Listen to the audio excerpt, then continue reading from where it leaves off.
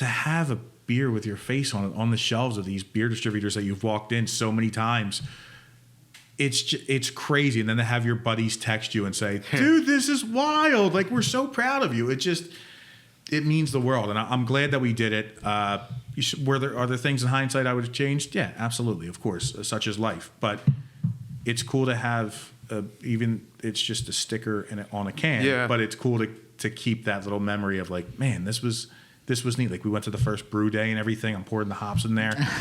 It was a really cool experience. I wish it would have went a little bit differently, but I don't know. I'm going to crush another one.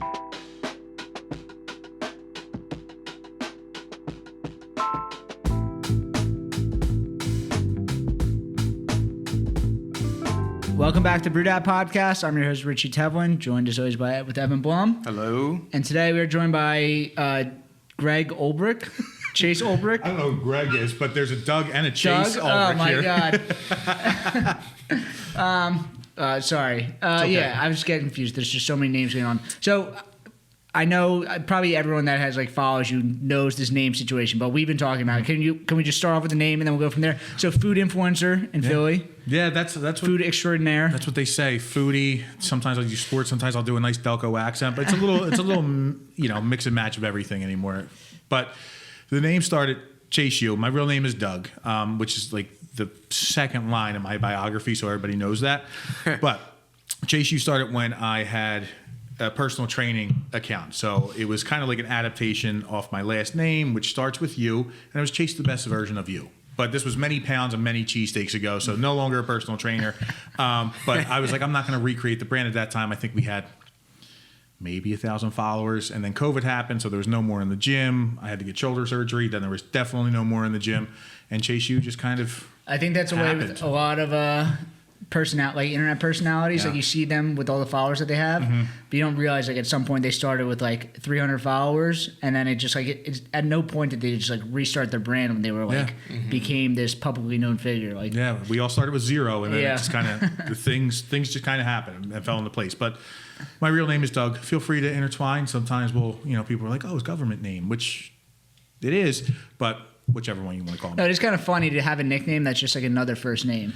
It's amazing because it lets me know, like, if we're at a Phillies game or an Eagles game or just out and about and people yell Chase, they most likely know me from social media. Yeah. But if they yell Doug, it's like, oh, that's good. One of my cousins is calling me, or my friends. So it is nice to kind of have this differentiation, but now it's gotten to the point where, thankfully, I say it all the time, we're blessed by the best, where we've gotten enough people to kind of, we formed this internet relationship with that they are now, like you said, they're inside on the joke of like, oh no, his name's Doug. And it's like, we'll go out to some spots, and there's a great place in New Jersey called Louie G's Roast Beef, best roast beef I've ever had.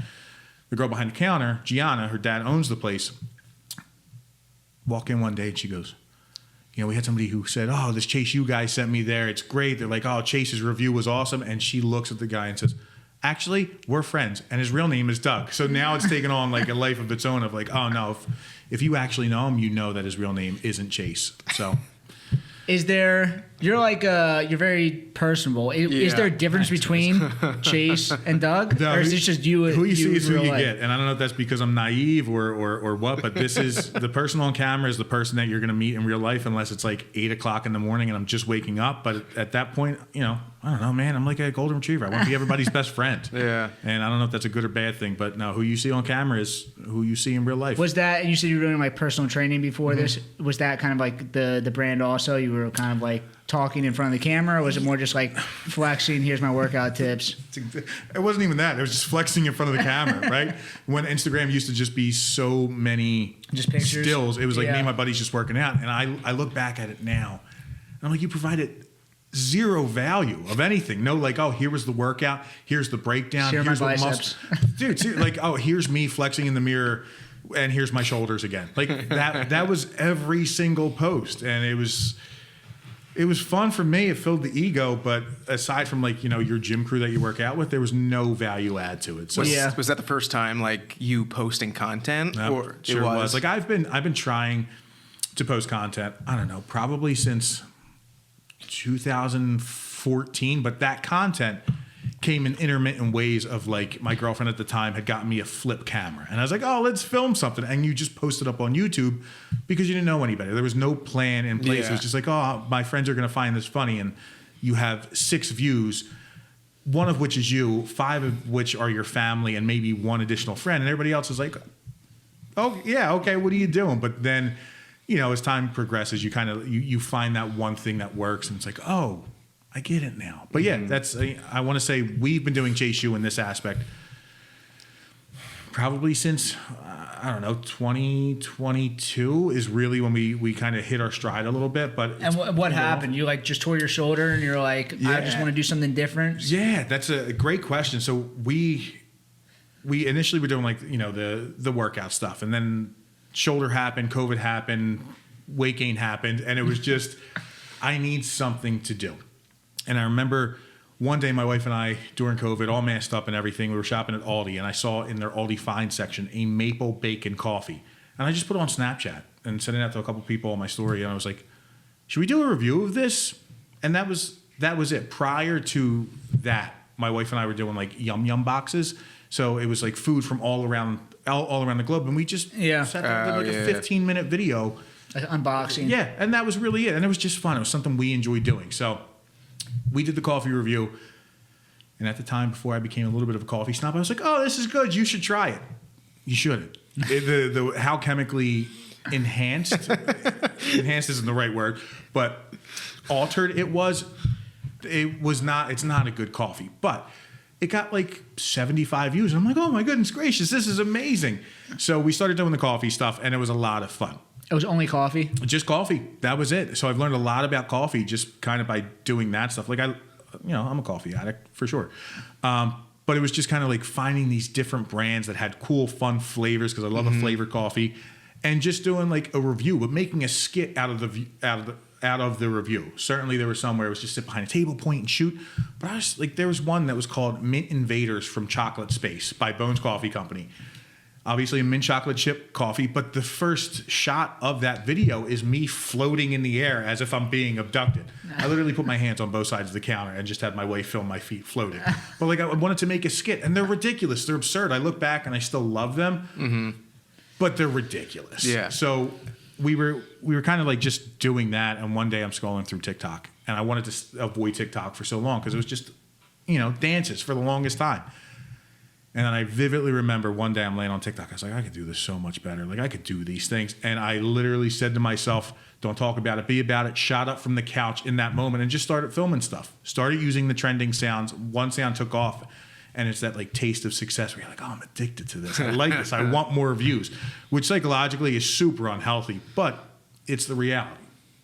We start posting a couple coffee videos. Some people start reaching out. They're starting to send us some of their coffee. And my ultimate goal was just to have free coffee. I just didn't want to pay for free coffee.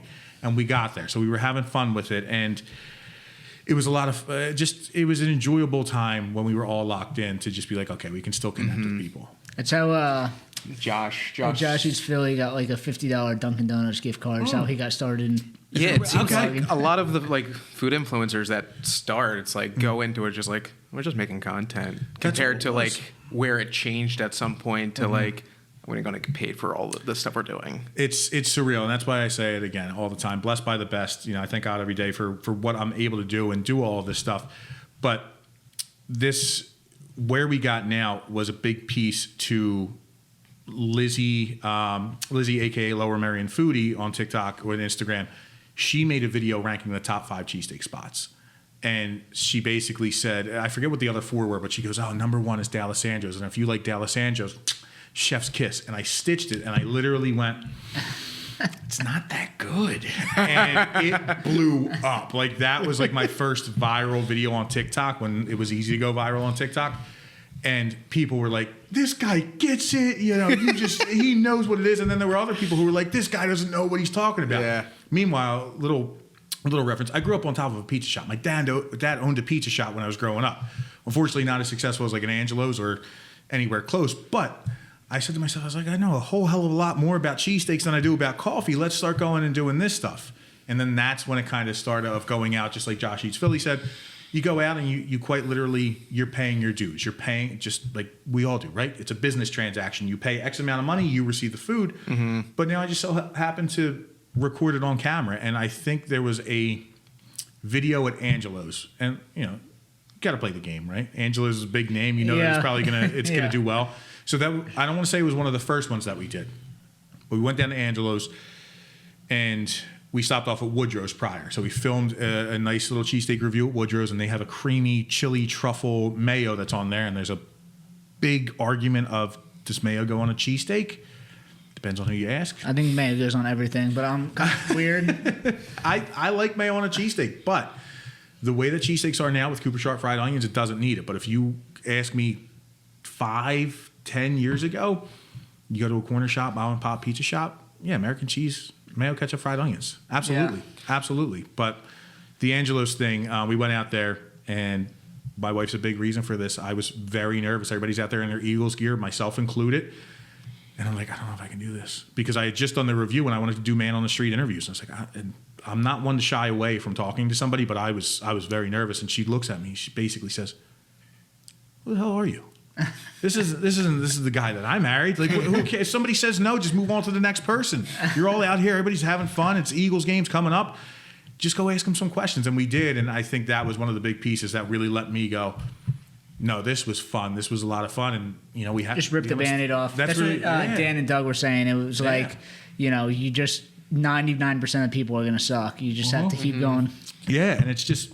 What year was that? Like that was 2020, either late 2022, like very late 2022 or 2023. Yeah. Yep. So not terribly long ago. And you kind of exploded onto the scene. Like, I don't remember seeing your stuff beforehand, but very quickly I started seeing it. Yeah. And thank you. That lets me know that I'm doing my job. The amount of people who were like, "Oh man, I see you everywhere." And it's such like, that is such a breath of fresh air, because it lets me know, like, okay. No, you're being seen. Yeah, exactly. I mean, dude, from a social media perspective, you just see numbers. You don't know until someone actually says something. It's like, oh, it resonates. Or like, yeah, you're just going to see a lot of numbers. But until someone actually gives you that. Yeah, it says to you in person, like, oh my God. Or like, and that's one of the biggest and coolest things is when we go down to Citizens Bank Park. And obviously, with a newborn, we haven't been down there. I've been down there once, and thankfully that's because the Phillies invited us, which is that's so cool, so insane. Shout out to Missy Perez, but I had done one of the songs of like, "Go Birds" is one thing, "Go Phils" is another, and they used the song on TikTok, which was one of the coolest things. With your voice? Yeah, to see Kyle Schwarber walking out to the background of a song of me doing a Delco accent.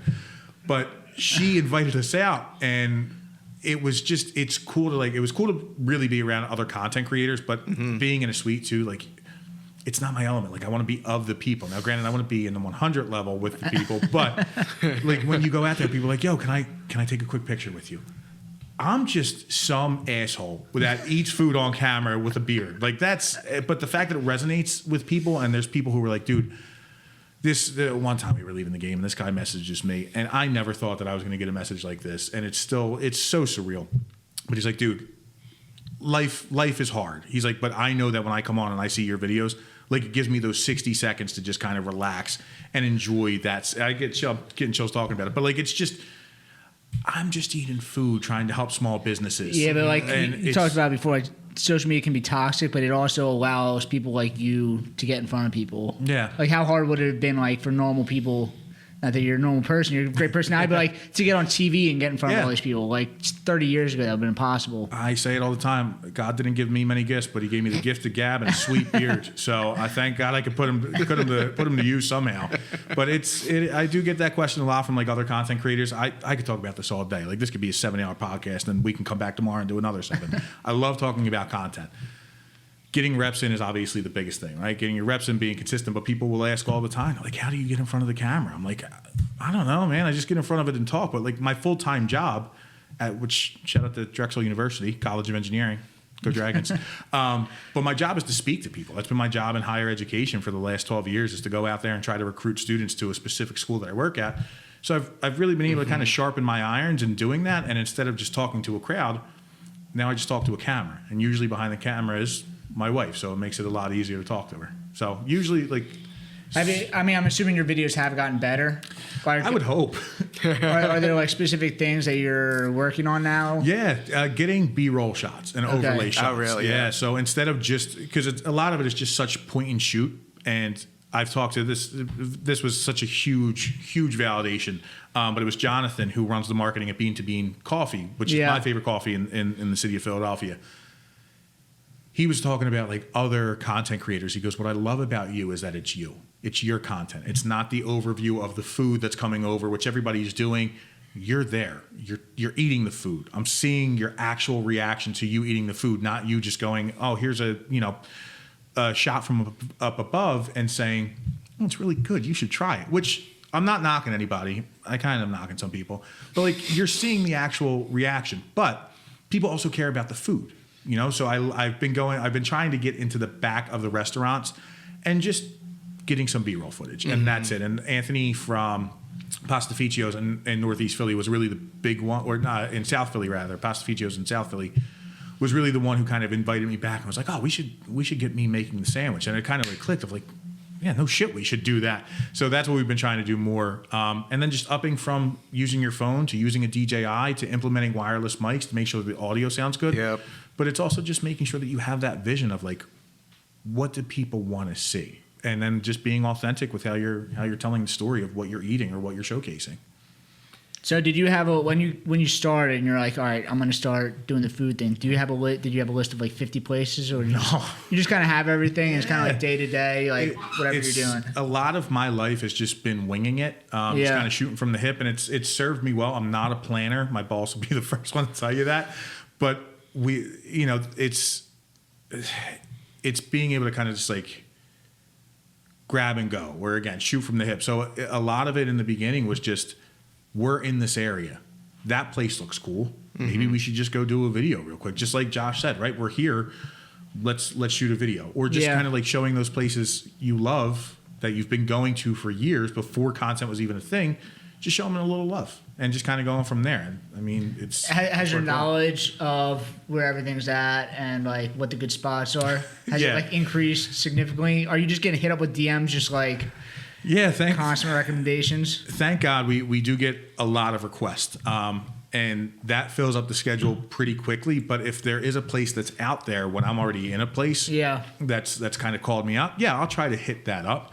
Just to, it makes good use of time, but also my wife and I just love doing this stuff together. And the fact that our son's there, we can do this with him. It is such a gift to be able to do that stuff and also enjoy it while we're doing it. But it's tough because you find these good places and then you're like, I'm just going to keep going back to them. Like Cafe Carmella is my number one spot for cheesesteak, for Italian food. I love Cafe Carmella. Joe Maglio, also a Father Judge guy. His wife, Anna Marie, congratulations to them. They also just had a little baby boy. South Philly girl. So, like, it's people who you just want to see succeed. Cafe Carmella's original spot is in Northeast Philly, right around the corner from Father Judge. But the fact that they're so good, and I have a Northeast Philly bias, even though I don't live there anymore, I just want to keep going back to them. But they're phenomenal. So, yes, I've gotten to know, like, a lot of the good spots, but it's also what to look for in the good spot. But it's also challenging because taste is subjective. So what I like, you guys might not like. And but you also can't be wrong. Like this is Chase U's opinion of the food that he's eating. Yeah, that's also. I don't even want to say a tough one, but some people they'll get on my ass in the comments, be like, "Oh, you've never left a bad review," and I was like, "You'll never see a bad review from me. I'm never going to trash a place because what good does that do?" At the end of the day, it's still a cheesesteak. It's still a cheesesteak. Like most cheesesteaks are good, right? Buster from Q102 said this the other day. He's like, "I'm so sick of hearing this is the number one, that's the number one," and there are clear top tier cheesesteaks. But it's like pizza. That's the thing. It's not. It's hard to like pizza. rank them one by one, but you can tell like there's different tiers of them. Absolutely, and that's like I do the tip of the tongue rating, right? I love alliteration so much. So tip of the tongue just worked for me, but it's such an arbitrary scale because our tastes are so different. They vary so much, but I don't enjoy giving a bad review. Again, I know the sacrifices that a small business owner makes, and if you leave a bad review, that takes all these slips away from you, and it's not just now you're not getting business, but your kids aren't going to school, or you can't get gas in your car to make sure that your kids need to get to where you need to get to, and that's the you're not giving a bad review to Subway. It's a bad review to like a family business. Exactly, and I have given bad reviews to Dunkin' Donuts because their coffee's inconsistent, and like sometimes I think about it, I was like, but the person who's working there making my coffee isn't Dunkin' Donuts, they just happen to work there, but I feel strongly about that. If somebody wants to leave a negative review, by all means, go do your thing. But I'm not going to try to get some sexy views out of being like, this place sucked. Don't go here. What is that? That does nothing for me, and it hurts the business. It can hurt the business 100%. so much. So there's no point. If I don't like a spot, I'll talk to the owner and be like, hey, I just didn't like this. Yeah, on the side. Yep, and just be like, this is what I would do differently. That's it. No, take the ego out of it. So I got a couple questions. What was your dad's cheesesteak like?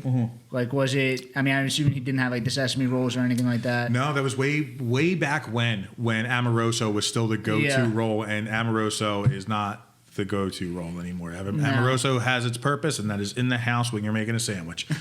But I think it was a Amoroso's roll, and he's probably listening to this being like, it wasn't that. But no seeded roll, just regular old American cheese, ribeye seasoning, and I think his seasoning was just like onion powder, salt, and pepper, and that was it. But I'm biased, right? I grew up on this cheesesteak. The thing was thick, double C, thicked up, good flavor. And there's two spots that when I've taken a bite into this cheesesteak, I've like reminds you of home. It does. It's so nostalgic, and I got like teary eyed, which is weird. But like, there's one that is Amy's Pizzeria in Hatboro that got some not so great social media. I'm sorry, no. The reason that it got social media buzz is because somebody was in there and was a full Karen. But Hatboro was like right next to me. I'm gonna check this place out. I've never even heard. Oh, of it. really? Okay, yeah. Amy's Pizzeria on Hatboro. Nothing to write home about. Good, decent pizza shop. Like, just that's it. But their cheesesteak we had at one time, and I bit into it. I was like, oh my god! Again, nothing crazy about it. Roll wasn't stellar. Meat wasn't stellar. And it's also relative to like how good cheesesteaks are now. But I took that bite and the seasonings. I was like, oh my goodness, this is Dad's cheesesteak. And there's another place that was basically my dad's but leveled up, and that's Cap's Deli. It is their Conchi Classic, which is like they have a cheesesteak, but then they have the Conchi Classic on the menu, which is a little bit more of a rough chop on their meat, which I like.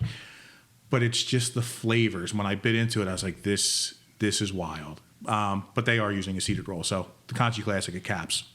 It's a pretty good one.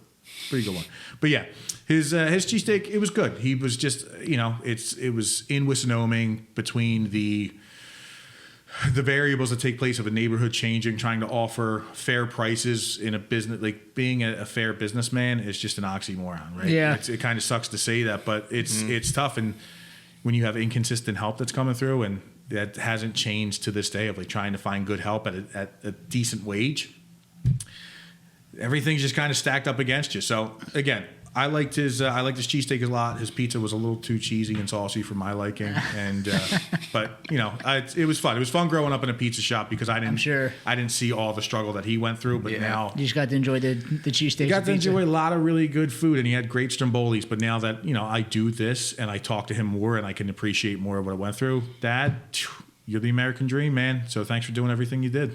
What's the so other than the cheesesteaks, when you go to these places, is it like what's the other parts of the menu? Like French fries? Do you hit anything else? That's I don't do French fries too much. A lot of cutlets. Del Rossi's French fries are like next level. I gotta get the Del Rossi's. It's so good. I know, and rumor has it they're opening up a new spot. They're great. For them to they're really underrated, and they do delivery all around the area, super fast, super cheap also. Oh, really? Yeah. They're on Uber Eats now, right? Yeah. Aren't they doing like buy one get one free deals? Yeah, it's crazy. It's the best delivery cheesesteaks and pizza around here. I've heard nothing but good things from them. I have to get there. Yeah, but I guess other than cheesesteaks, I know you do. It's not just cheesesteaks that you do. You also it's like my calling card, though. Your calling card, yes. Yeah. But like the other things that you're hitting on, I know you're pushing Hanks right now. Yeah, Hanks. Love a Hanks soda. Been a Hanks soda drinker fiend since I was a kid. Black Cherry Wishniak is one of my favorites, but now they have a new, shameless plug, a new all natural Hanks, 0 sugar, 0 calorie. They're Pompelmo or grapefruit. Phenomenal. Hank's is a Philly company, right? It is. Hank. that. It's named after Hank Salvatore, who used to be the state senator, and his son Tony and John are now two of the guys running it, and they're doing a great job. We've talked a lot about social media and how we can implement social media into what they do better, because some of their stuff is Instagram of 2010. A lot of pictures, a lot of graphics, a lot of things that would look great to a 30 to 45-year-old middle-aged white woman who's this is a fun graphic. It doesn't do anything. I've seen them, and like you said, you didn't know that they were Philly. I've known that they're Philly, but it doesn't stick out in my head. But like by partnering with you, like you are the Philly guy. Thank you. So it's like by putting brands next to you, it kind of proves that like this is Philly. The collaboration is kind of key, and they do a lot of stuff where they're like, "Oh, Philly brand," and they post it in their stories, but it doesn't resonate. No, exactly, and that's what I've kind of talked to a lot of these companies about. That is like, if you have this brand, give a face to it, make an association. And with Hank's, it's so easy. They have so many customers of pizza shops, burger joints, wing spots, wherever. Let's partner up a little bit. Send me out to these customers, and not even your customers, to potentially be like, "Oh, you formed a lead for us," which has happened. But it's. I love the phrase, and I first heard it from Buster, at least when it really resonated from me. But like, a rising tide raises all ships. We can all work together on this stuff. Yep. No, it's something to actually. We'll get into, I'm sure, the collaboration with Vault and everything. But when that came out, that was something that we do a lot of beer marketing. That's like what we do. And we saw that. I'm like, this is the type of thing specifically for breweries. I'm like, everybody has access to some sort of like local influencers. Like, they should totally be doing stuff like this. But that's the same thing that could be said with anything like Hank's, or like any sort of localized like beverage food companies. Seasoning. It makes so much sense. And then you look at the target audience that you're going for. You connect all the dots. Gen Z, like it just makes all the sense of the world. I referenced you on some talk I did at some point. Yeah, like genuinely, I'm like, it just makes so much sense. People have to be looking towards influencers like you that have the business sense and the behind the scenes that could also work. You also mentioned before that like you kind of look like Jason Kelsey. Like, you get the poor man's Jason Kelsey. Yeah. Like, exactly. if someone like the scrolling through on TikTok, yeah. like, oh, I thought Jason Kelsey repped this brand.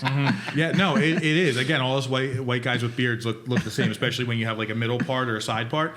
But that's exactly what it is. Like, one of the things, I'm in grad school at Drexel. Shout out to the Close School of Entrepreneurship. But one of the things that I've taken away from this was just one of the lessons that we were learning, or presentations that we were doing, but like, you're able to connect the dots forward but also backwards, like retroactively. How can this work together? What should we have done to now kind of slingshot us forward?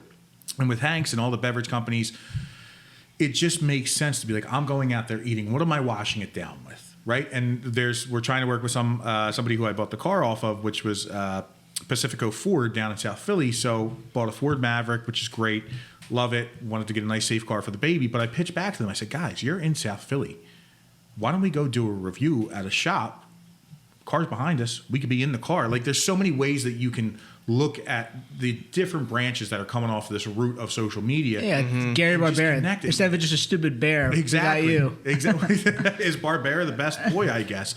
But there's so many different ways that you can unify that and kind of work with them seamlessly. And I think that's one of the things that people get a little tricked up or like nervous about social media, especially people who don't understand it. They go, I'm not going to put my money in that. I'm going to put my money in dropping menus off at somebody's doorstep. Yeah, you know what's going to happen with that menu?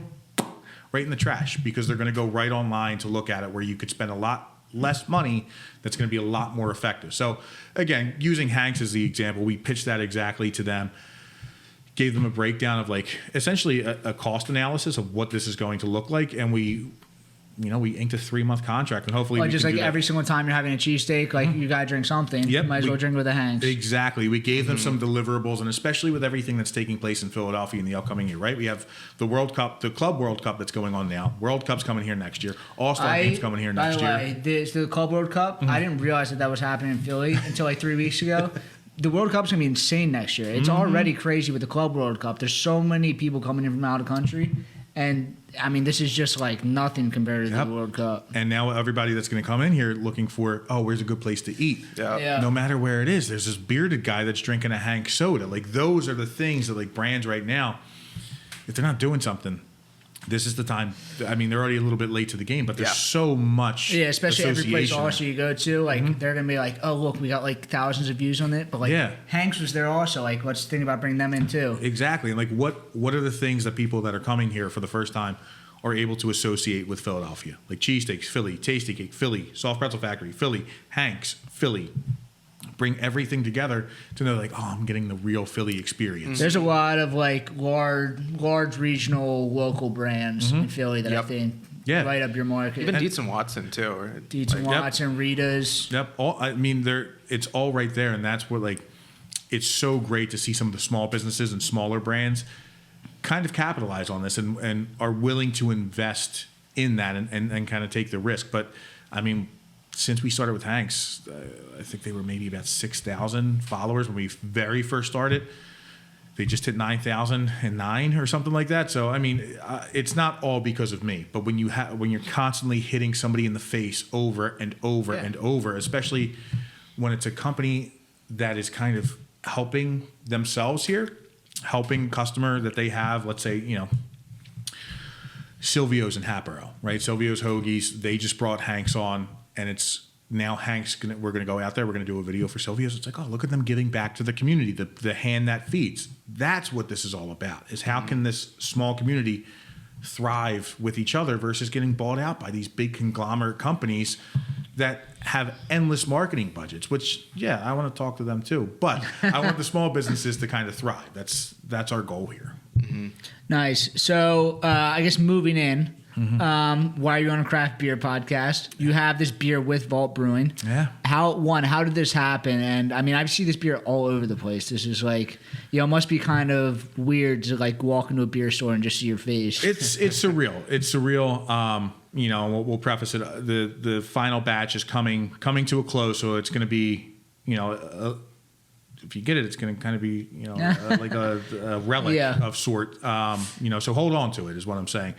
But the collaboration, the partnership with Vault has been awesome. We went out there and we went to a food, beer, and wine fest at Citizens Bank Park. We're going out there. We're talking to a bunch of different craft brewers and everything, and it was great. And Vault kind of just really resonated with us because they were just cool guys, and also, quite frankly, they gave us the time of day to talk to them. So it was a little bit twofold.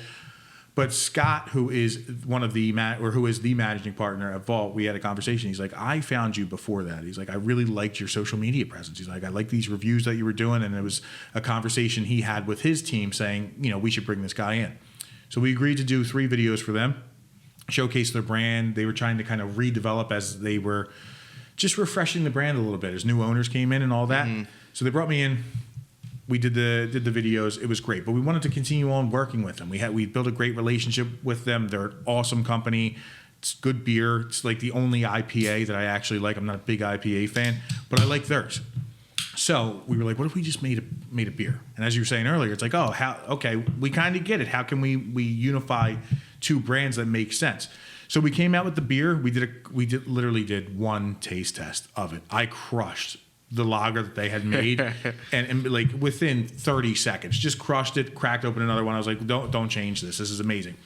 Realistically, I don't think they were going to change it, whether I said change it or not. Like, they had already made the beer, and they essentially just white labeled my face on it. But again, we did essentially give it an approval, and we just ran a batch with it. Within the first, I think it was 3 to 5 weeks, we had sold out the first batch. Like, it was accounted for. So basically, I was going out to these different bars and restaurants, and I had another guy, John, who was going out there kind of like beating the street a little bit. And we said, hey, if you bring on the beer, we'll come out and do a video for you. Short term, lost a little bit of money on that one just because like we did a lot of videos, and these places, if we weren't doing the beer, they most likely would have paid. But we wanted to get the beer in the store. And it was great because, again, same thing, though we weren't necessarily getting directly paid by them. We were forming relationships. Now there's additional spots that I know of. So I'm doing the same thing. So the idea of like you putting your face behind a brand is kind of what I'm doing with my own brand, Space Cadet, except without my face. I'm like putting the astronaut behind it. Yeah. But again, like I'm telling, when I first started selling beer like 8 months ago, I was telling every single like account I went to, like, I will be back here. I would take pictures and videos, and I quickly realized, like, holy shit, this is a lot of. It's like taking a half a day to go. You know, you're selling like essentially like $40 worth of beer to them once a month. Like, and you realize like very quickly, like the math here is like it's not. You're losing money. Yes, I need to figure out another way to do this. It's going to take a while for me to hit everybody. Yeah, and it's tough because like for me, right? It's if I put out videos and I'm showcasing these places, You want it to be quality. You have a standard that you want to hit. Exactly, and like it's tough because you said, okay, I just sold you 2 kegs, right? And I'm not really seeing the kickback. Like we haven't made a dime off Chase U. Yeah. Now I haven't spent a dime either making it, so it's it's cool for sure. But money is also nice project, when you have a mortgage and a child and stuff. But it was cool to get out there and make these connections. But there is the reality of like if you're doing the marketing, it's good and bad. But focusing like on the good, it's a value add. Right? If you can go in there and say, oh, you're not only getting a delicious beer that's made from these hands, but I'm going to give you a value add of like, I'm going to come in here and I'm going to do your marketing, which at most of these places, it just as well as I do, is not great. It's subpar because they're focused on 8 million other things. And the last thing that they want to do is make a video because Instagram and TikTok and YouTube is not as simple as everybody said. Hey, just pull out your phone and make a video. Do you want it to be good or do you want it to just be a video? Like, which one is it? So it's, It was a fun project to work on. Last batch again is I believe being completed, and then that's going to be that. A lot went into that decision. Penn Bev not picking the beer back up is a big reason and a good business decision to be like, okay, well we're just not going to brew it anymore if there's nobody that's going to distribute it. But everybody that has had it for the most part, nobody said it tasted like shit. But not everybody said that I was like, oh my God, this is the best beer. There were some that said it. I don't think it's the best beer. I think it's a good beer. It's a good crushable beer. Yeah, that's all you need. That's the unofficial quote is it's crushed responsibly, but it just tasted like a beer that makes you say, 4.3% also. Yeah, makes you want to go, good. I'll do another.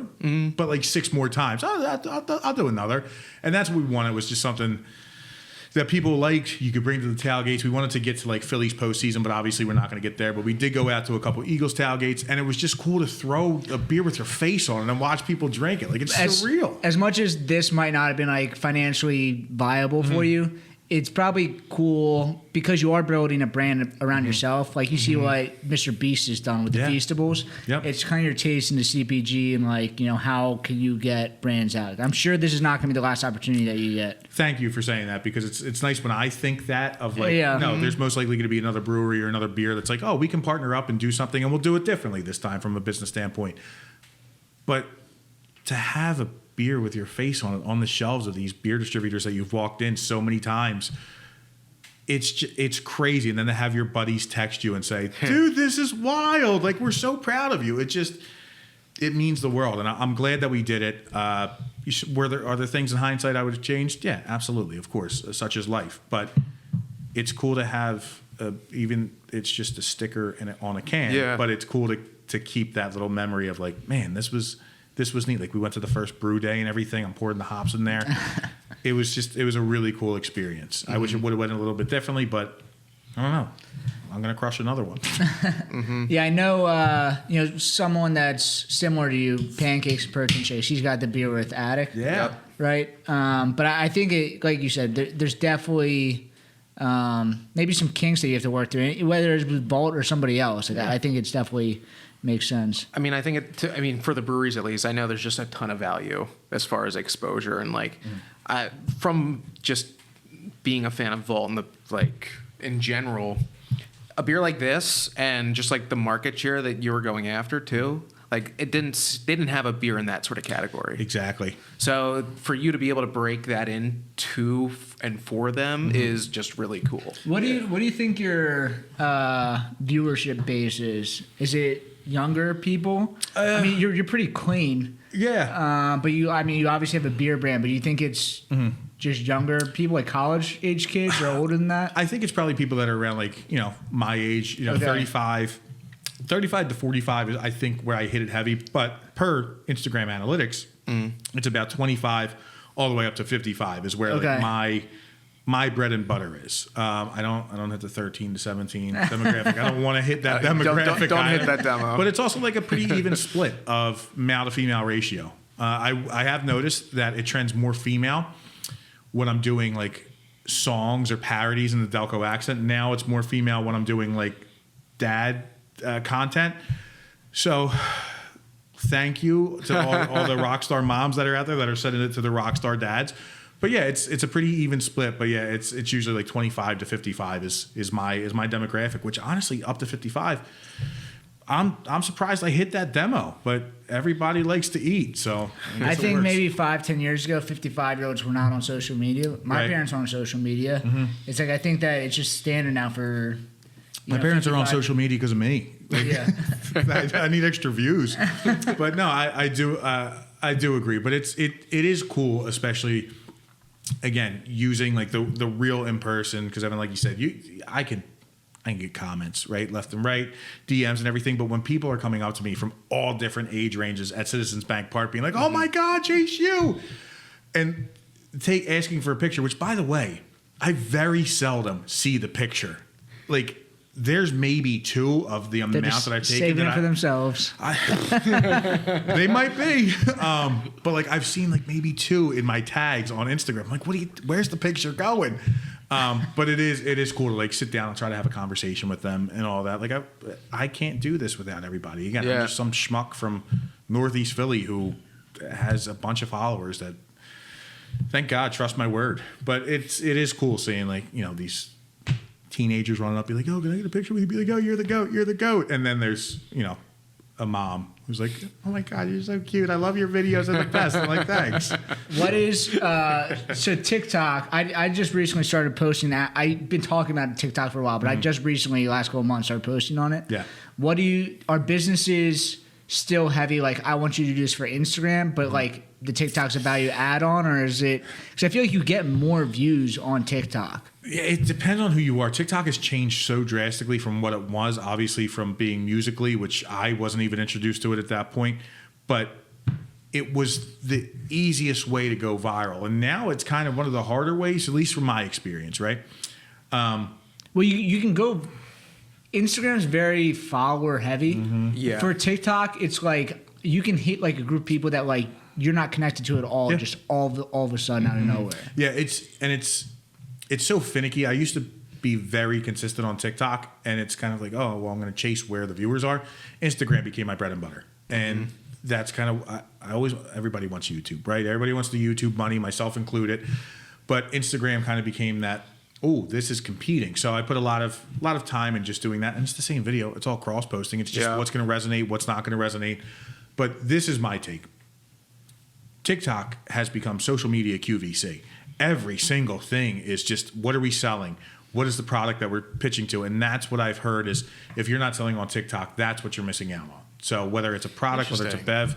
Yeah, TikTok Shop is like taking over. Mm-hmm. And I think I have heard that. That's where a lot of the businesses are kind of maneuvering to, because it's like all e-commerce just goes through TikTok now. So easy. You're right there. You don't have to leave the app. You just connect to PayPal, boop boop, and now your order showing up at your door. Mm-hmm. And Amazon is now they've been doing, but getting the influencers and the content creators to come on and be like, oh, make a review, make a video, for the same exact reason. So I wouldn't be surprised if Amazon has an Amazon Shop account that's coming out, but TikTok Shop is just Amazon. You can get paid as an influencer on Amazon, which is like you get paid stupid money. It takes you a while to like be the front page on it, but you get paid crazy when you do. But it's also like at that point, when are you just selling out, you know, to the brand, to the product? Because a lot of those products are not great. Some are good, but if I want to know about a product, I'm most likely not going to go to TikTok of somebody who's going to get a commission. Let me just do the review off of a blog or off of a vlog, which also is most likely making money. But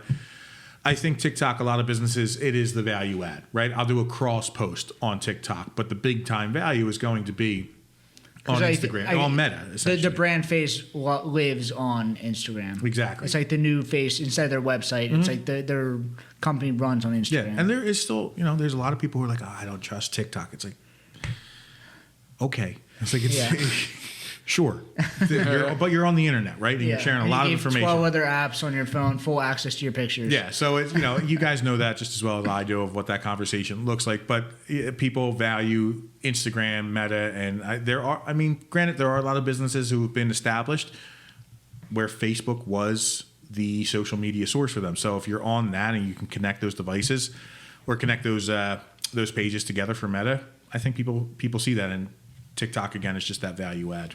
Yeah. I heard Twitter's like coming back. Like Twitter's starting to pay people now also. Oh, okay. Yeah, that I don't want to say Twitter eludes me. I understand it, but it's just not one that I'm on. I'm not on Twitter at all. It's too ADD. It's too fast for me. And TikTok's kind of the same thing, but it's it's a whole different piece of content, really. Yeah. It's just like the nice thing about the video content is you can do the reposts. Mm-hmm. Yeah, but if they're, I don't know, maybe they won't go that way, but like, I think Threads is also now trying to, obviously they're competing with Twitter or X or whatever we're calling it. But see, that's the other issue is like there's so much that goes into like the variables, the outside of like just what the app is. And you're like, all right, I don't have time to have this discussion. But I do think that, social media has become such a tool for businesses. And what I really appreciate is these younger businesses that I think they have the biggest balls in the world, especially because they opened up during COVID or right before COVID began, who understand how useful, how powerful of a tool social media is, that they're willing to invest in it for bringing in a content creator or just bringing in somebody who they've contracted. I think the most dangerous brand in the world is like the family-owned business, a local business, family-run business, where like their kids are now turning, 20, 21, they're going through college, and they're starting to realize how business works, and they understand how social media works, and they can connect to somebody like you and just like, we're taking this amazing product that's now survived 30 years and then like putting on steroids. Yep, that's like, I look at that with Collegeville Italian Bakery, right? We were talking about that earlier. Steve, the best I love Collegeville Italian Bakery is one of my favorite spots ever. The best pizza, best cheese sticks, but they sell everything there. Everything, because they're more than a bakery. But Steve does just such an incredible job because he's never not thinking of like what's next. And his wife, it's spelled Patrizia, but I think it's Patricia. But those two are just rock stars. You come in and their customer service is just next level. But they make these sandwiches that are exciting on social media. And I think that's a place that has done such a good job. And Steve has shared this with me. He's like, we don't pay anybody to come in here. And I'll take it. But everybody goes in there. Have you been there? Yeah. Oh, absolutely. There's pictures of like every single person. If my picture doesn't get on that wall before I die, I've done something wrong. And like, there's other content creators who are on that wall, but I'm not one of them. But I've taken a picture as the Pizzola of the day. I don't know if my picture's just hiding somewhere. You didn't point it out. But Steve, I want to get on that wall. Get it up there. But he does such a good job in bringing in the community and what we were talking about of like how social media forms a relationship, right? He does that with the shop, whether you're in the shop or whether you're looking at it on your phone, but he's never not thinking. And he's always had the Collegeville Italian Bakery is a staple in the area. Now, what if we take that staple and we put it on social media to attract more people? And we have this item that's on the menu that people want to see, and now we have more people. It's incredible that he's in line now with an earpiece in his ear and a walkie-talkie in his hand saying, hey guys, this table just cleared, while there's a line going out the door. Nothing like I've ever seen before, but like they're a great example of how they've used social media and combined it with how good their menu is to create this absolute beast. I love it. Like they have the sign out front that like anything that happens around Philly, they just call him out immediately. Yep. He's Steve.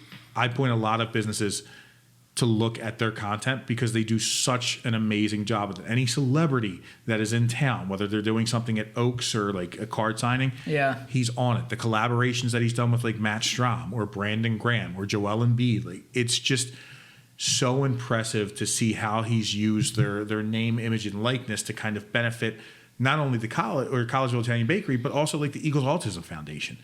What he's done, he should teach a master class on it because he's just done such an exceptional job of how you connect a community in Collegeville with every surrounding area that's there to bring people through the door. And like you said, eat their delicious food. The food is top notch. It is. It's a As much as they get a lot of attention, they don't get enough attention. Yeah, I've talked about this with a lot of businesses that we've gone to because it's like, oh my God, it was like thank you so much for coming in. You brought all these people in. They're here because of you. I'm like, they're here because of you. I said, I just helped highlight something that's amazing. If you don't have good food, this is meaningless. If I showcase a delicious sandwich or a delicious pizza and somebody comes in, but it actually is not good. Yeah, you lose all credibility. I've done you a disservice, but you have such amazing items on your menu that back up what I say that keep people here and keep them retained. Lucatelli's is another great example in Doylestown about that. They have amazing food. They have an awesome spot. It's that next level. I call it artisanal style pizza. It's the long fermentation dough. It's got a nice chew to it, but a nice crust. It's incredible. But we go out there, we'll do a couple of reviews. We'll do a cheesesteak review. He's like, look, before Dave Portnoy, he's like, you're the reason that this place blew up. Portnoy went down and did a cheesesteak and pizza review. So it's amazing.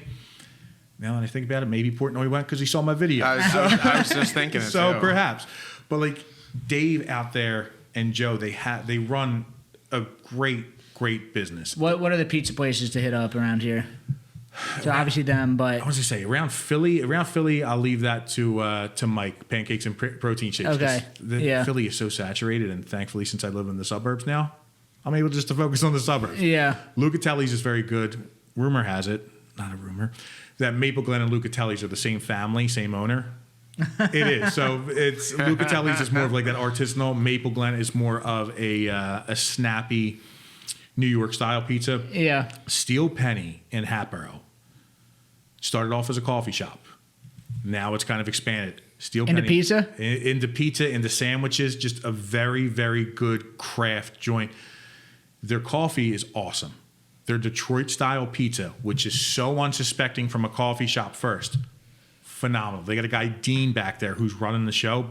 They were so good that you had to like Tacanelli's, you had to place an order for your dough. You had to kind of reserve the dough. Now, thankfully, you don't have to. It's one of those pizzas that you're like, ooh, that's a little bit. But once you take that first bite, you're like, warranted, absolutely warranted. So Steel Penny is very, very good. Detroit style? Detroit style pizza. Detroit style is really good. So good. It's really good. So good. Very underrated.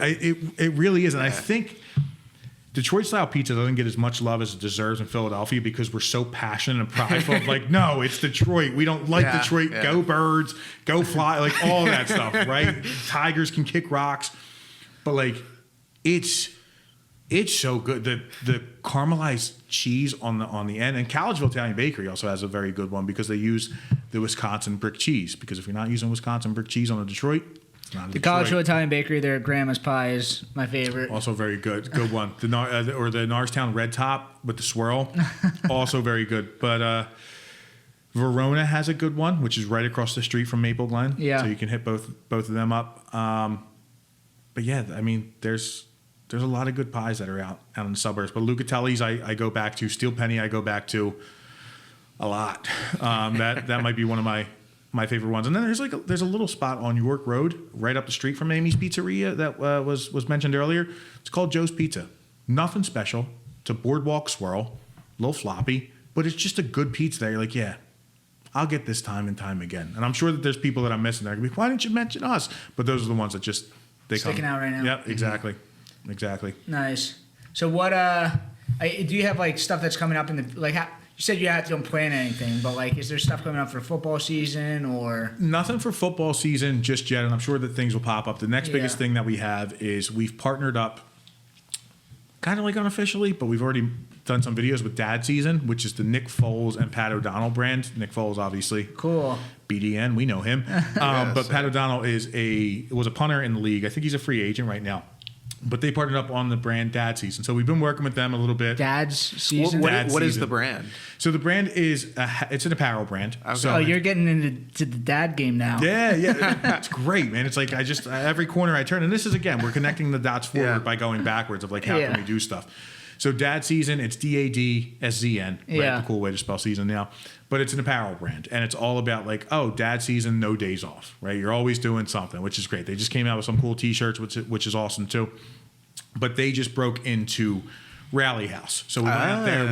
We shot a video with a couple guys, Luke and Chris. Chris runs a page that is called Oh goodness gracious! Hello 422 or something like that. Hello 422. Oh, it's the Not Pizza guys. Yeah, gee, you know them. Yeah. So Luke and Chris from Not Pizza. Yes. Also, congrats on their espresso martini And their margarita. Yeah, I can't wait to try it Yeah. because this orange crush one.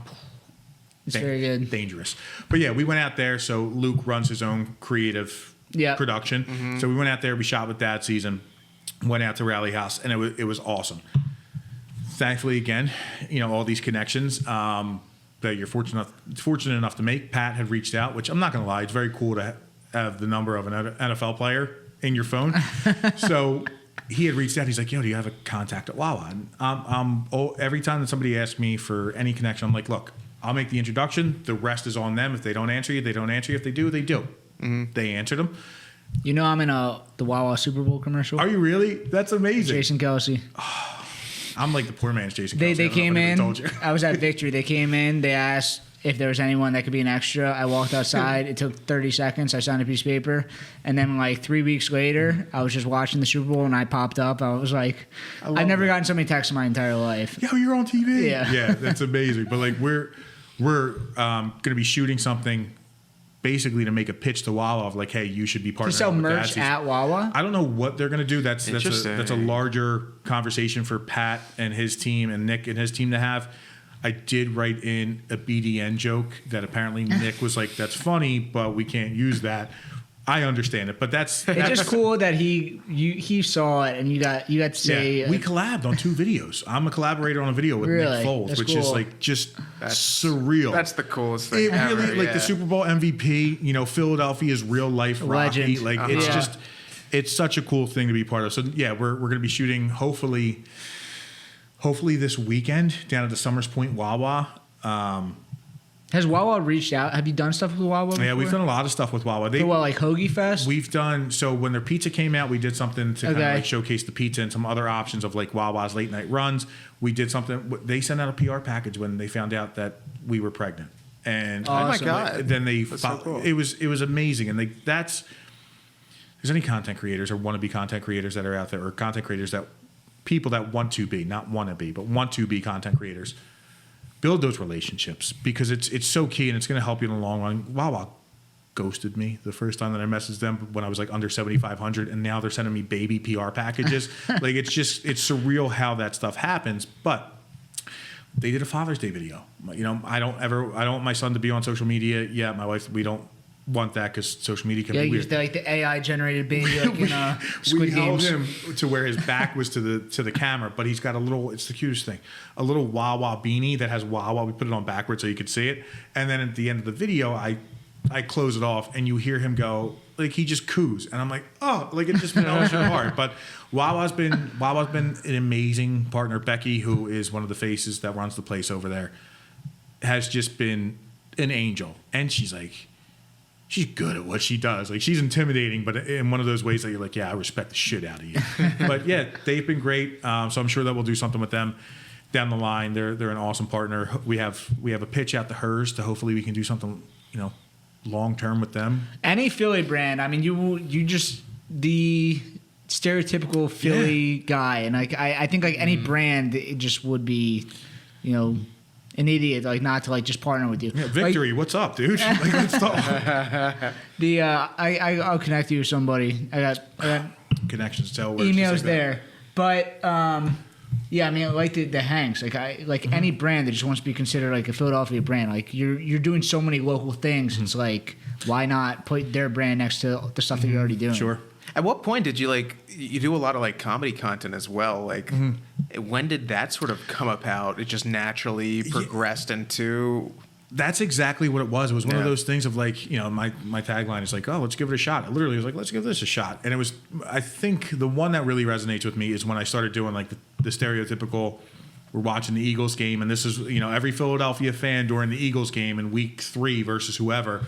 And people were oh, dude, that's just how I was. You had no idea. I was yelling, why do we keep running the pass option or something like that, right? And that's I put one out there, and it was 11 o'clock at night. It was at their Sunday night football game, and it overnight it just did well. I can't remember exactly what won, but that was my thought of Everybody's home from the link. Everybody's home from Xfinity. Let's post it up as they're scrolling through their phone. And it worked. And then all of a sudden it was like, let's take popular songs and put a Delco twist on it. And Delco content always hits. It really does. And then my favorite thing is when people go, and I read every comment in a Delco accent. Yeah, that's not a Delco accent. That's a Philly accent. It's like, and then you get the people. Yeah, that's not a Philly accent. That's a Delco accent. I'm like, have you ever heard somebody from Delco and Northeast Philly talk? They're cousins. It's the same thing, and it's. I think Northeast Philly, the Northeast should get more love, or what? I guess you could call it hate. But I like Delco gets all the attention. The really Northeast does not get it.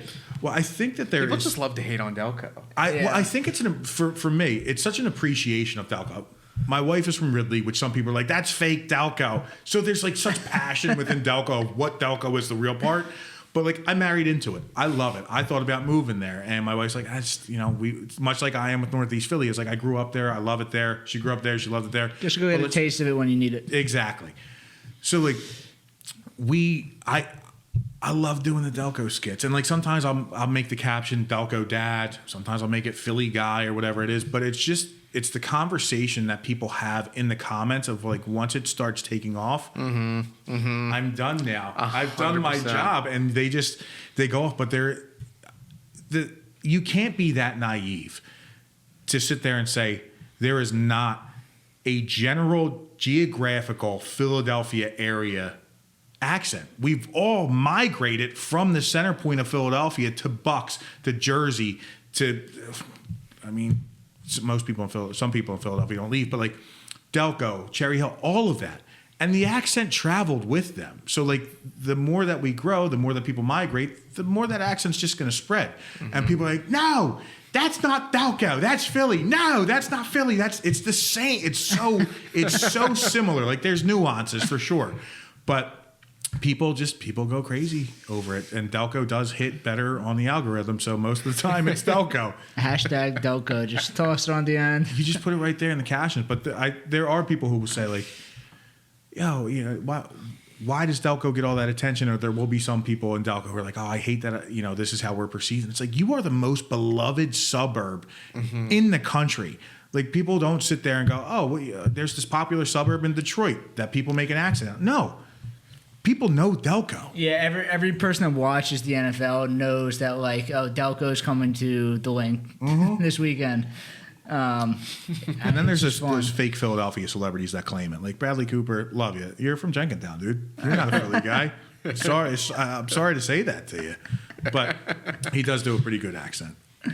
He's a very good actor. But you work with Enterprize Sports, right? Yeah, we've done some stuff with them. We've done a lot of comedy skits with them, kind of to segue to that. Yeah, that's kind of definitely how we saw some, because Doug and Dan. Dan was doing a lot of Delco stuff with you specifically. Yeah, Dan and Doug, we met at an influencer event. I won't name the bar. It was a good time, but influencer events suck. I went to one, that was it. I was like, you're all like, everybody's competing for the same shot. It's the same shot, just a different angle. And everybody's like, I gotta get the first one. It's the most intense and ridiculous thing that I've ever seen. So me and then PJ, aka Traveling Taste Buds on Instagram. Yeah, really, really nice kid. We've been friends because like he came at me in one of the videos and I was like, I'm not gonna have this guy from Jersey talk to me about cheesesteaks, and that was actually what I responded on TikTok, and he was like, dude, that was amazing. So we went together, and then Dan and Doug were there, and we were just shooting the shit. We were just having a good time. We never really did videos. About a year went by, and we'd see each other at events, like tailgates and stuff like that, and we'd say hi. And then one day, Sheffield Shuffler, aka Pete, who does a lot of Philadelphia Phillies, I love his style. He's a great storyteller when it comes to sports. They shot the video of Kyle Schwarber's brother, Carl, working in the office. And I thought it was absolutely hysterical. Pete messages me that day because I commented a couple of things. But he's like, dude, we should do one of like Jason Kelsey's brother, right? It just made sense. And I was like, dude, I don't want to step on your toes, but I absolutely want to shoot that. He goes, no, come on out, go shoot it. And I'm sure Doug and Dan said it, but like we shoot it at his dad's office in Riverside, which people love to point out when we do the Delco accents. But it's just a couple of guys who like are creative and they want to put out a skit, and they're really just open. It's fun. like they have a ton of followers. We do not have a ton of followers, and it's just like immediately like, let's do this together. Let's figure out. They're bigger. They've grown so much faster than everybody else, but it's like they're also like the most open to work with other people. They're on top of everything. They're willing to, because like, and they're particular with who they want to work with. Like we all are, right? You're trying to make sure that your brand is protected. We've worked hard for it. You want to make sure that it's protected and it's perceived well. And I've said it to them. Enterprise sports are rambunctious, to say the least, on some of the stuff they put. And Dan will say it to anybody. He'll toe that line. He'll cross the line. Well, you've seen it with like Word to the Wise and What the Fuck Philly. It's like they keep getting like hundreds of thousands of followers and just like deleted all over immediately. Exactly. And like you had mentioned, I'm pretty clean. I might take a shit here in a video or something. And not curse like a sailor, but it's not going to be caught on camera, hopefully. Yeah. But filming with them is just so much fun, because I have no idea what an SNL writer's room is. But that's what I would think. Like, it's just maybe, I'll leave that thought out there, but like maybe a lot less substances that are in there. But it's just people who want to have fun and write something that's going to make them laugh and share that with somebody else who hopefully they'll laugh too. So the Delco skits have been so fun of like, they all have good personalities. They're all like different personalities. Like Dan and Doug are very different. So different. It's crazy seeing them in the same room. Doug was on the Fantastic Show on Fox last night, and he texted me. He's like, dude, I'm a little bit nervous. I was like, just be yourself. I said, don't prep anything. Just answer the questions that are coming to you. And it's like, it's going to be a lot easier. Yeah. And like, if Dan were to go on, all right, I got this. Like, making the jokes and everything. But those two, they're great.